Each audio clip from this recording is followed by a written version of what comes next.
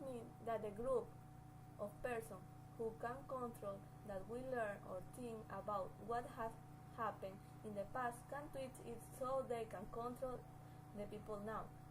However, it is in control can twist how people think of the past.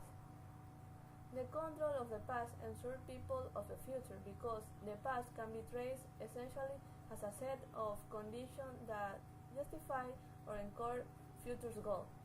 If the past was ideal, then people react to recreate it.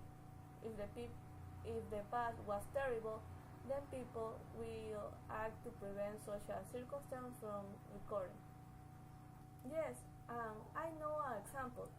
For example, Hitler's party in Germany. The various techniques used to control people has history. He used advertisements that made it so see him as a supreme leader, that like a superman. Indoctrination, in which the history changed as the pleasure and conveyance of Hitler. He changed the story and modified the party creates a past that was a time of misery and slavery, from which is claimed to have liberated the human race, thus compelling people toward the party's goal.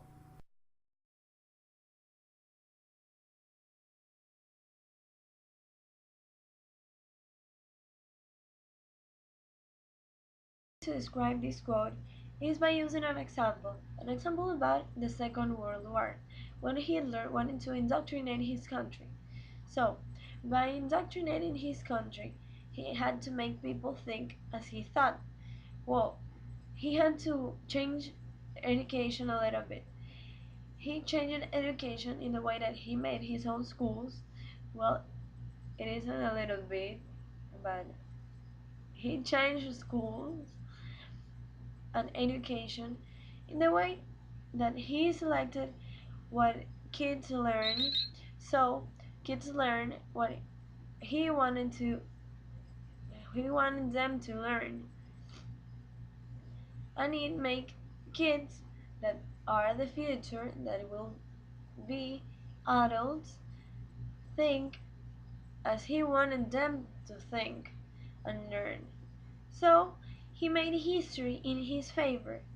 So he could control the past because he made his own books. So as he controlled education, kids were learning what were learning about his ideals, and he controlled the future because kids were will be adults. So these adults would have this way of thinking that he learned, and it kind of made them have it. So they could he could control present, past, and future. Hitler could. So that's my example.